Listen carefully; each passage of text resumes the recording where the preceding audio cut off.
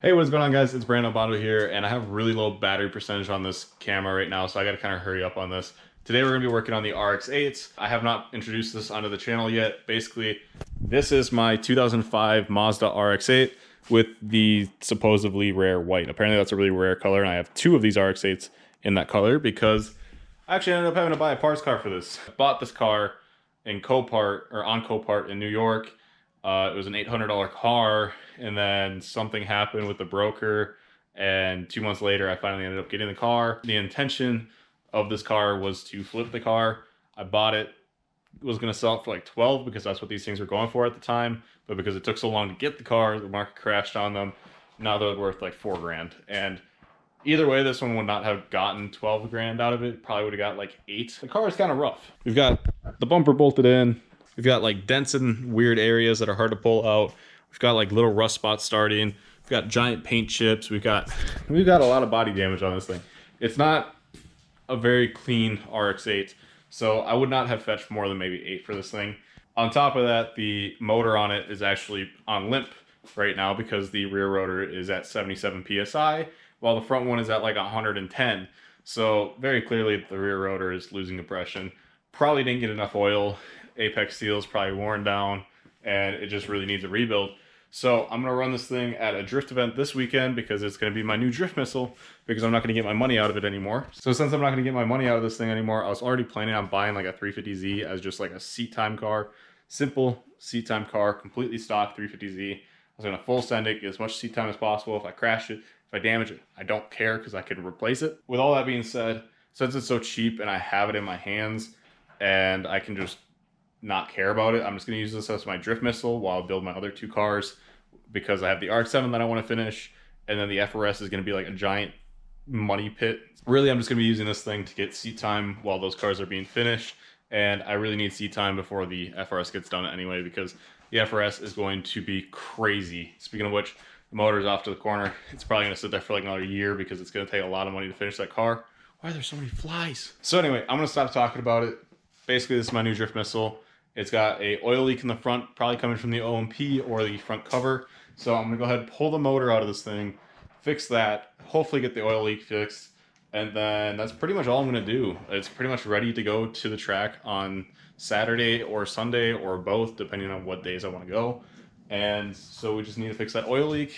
And then the second event, not this week, but next week, I think I'm gonna have the steering knuckles modified and have the diff in the rear welded, so I'll kind of be able to compare stock to modified and see how it handles differently if the motor's still alive by that point. So we'll see how it goes. I'm gonna go ahead and get into the video now because this battery's dead, so I'll catch you guys when the motor's full. All right, so I started this project on Monday. It's now Friday. I got the motor out finally. I didn't film any of it because you guys have seen me pull motors so many times that I didn't bother putting it on another video because I've had like 3 back-to-back videos of pulling motors. Anyway, point is, I started this project on Monday and it's now Friday. I had to buy like 5 different tools, and just every bolt on this car is just, it hates me. I can't get any bolts out. Everything's rust welded in, and it's a pain in the ass. I really hate this car already. And yeah, we're not even getting started. The entire reason why I pulled this motor is for this seal right here. This seal is the front main seal for the eccentric shaft, and it goes right behind this crank here, or this crank pulley here.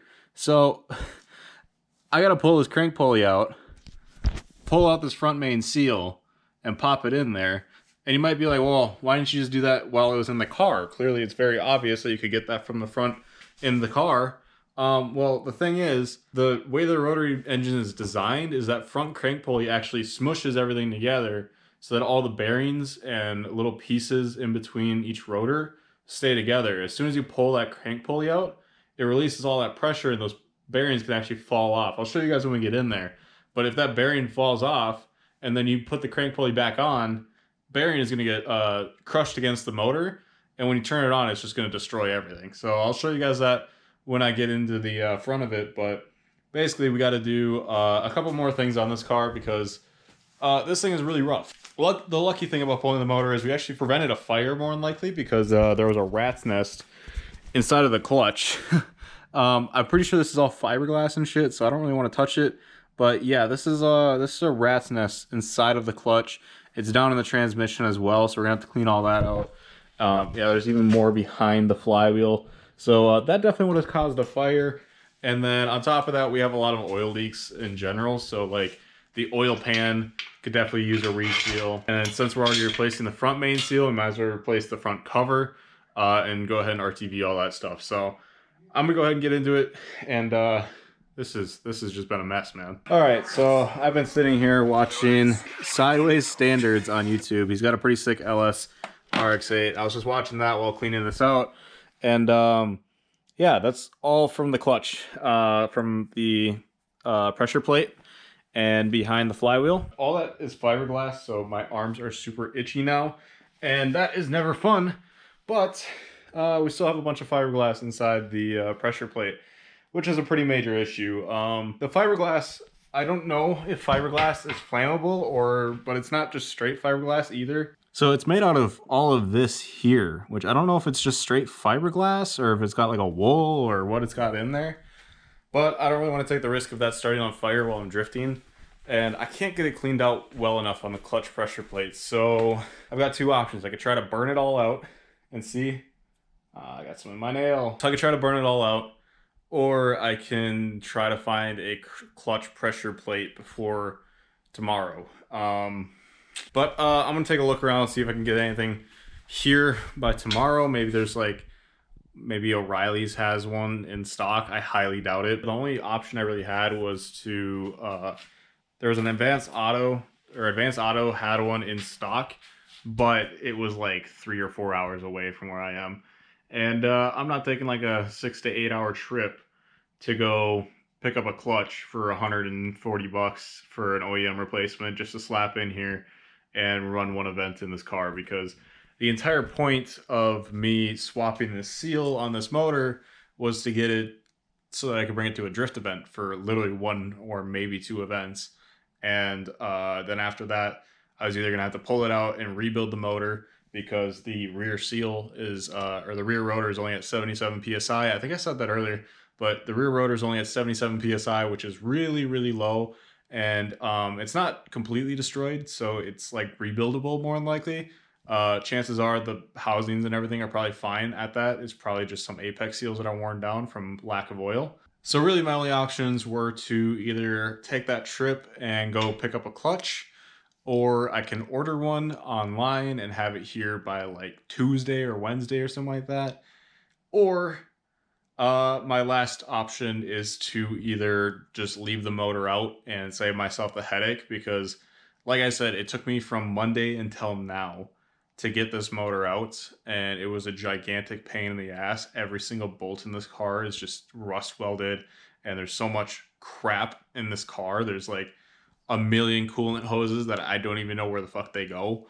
And there's just like wiring everywhere and just lines of everything everywhere. So if I were to do that, I would actually be putting myself back until next week, make it to 1 drift event, and then, you know, end up pulling the motor again just to rebuild the motor or swap the motor or do whatever I decide to do with this car. So after quite a bit of thinking, I just decided that instead of wasting my time and money, because I would end up having to buy like a $150 to $300 part just for a couple events, I'm better off just waiting. It really sucks because I would have loved to get this motor up and running, this car up and running, and go take it out and drive it for a little while and finish off this year with one last drift event. But, you know, not everything goes the way you expect it to. And I think it's just better that I take my time with this instead of just rushing everything and end up having issues or overspending money and doing stuff like that, which it really sucks because I spent a lot of money already just getting to where we are. So it kind of sucks, but it's just how it is. That's the name of the game. And yeah, so I'm going to go ahead and I'm just going to leave everything the way it is. Well, not really leave it the way it is. I'm going to go ahead and figure out what I'm going to decide to do with this car. It comes down to either swapping or rebuilding the motor. And if I rebuild the motor, I'm going turbo, no doubt.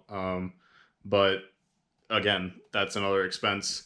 And we'll have to see what I decide to do with the car, because I do happen to have an extra 2JZ laying around. So, you know, maybe. But yeah, basically this car is just going to get cleaned up. All the garage is going to get cleaned up. And we are going to make some room for me to pull the Mercedes in and have a place for me to keep the Mercedes during winter. So anyways, this video is a gigantic mess, just like most of my videos are, because yeah, it's just nothing ever goes the correct way. And hopefully someday we can actually start making videos that go correctly, and we'll see how that goes in the future. But anyways, if you guys enjoyed the video, go and leave a like, comment, maybe even subscribe, and I'll catch you guys in the next video. Peace out. I'm out.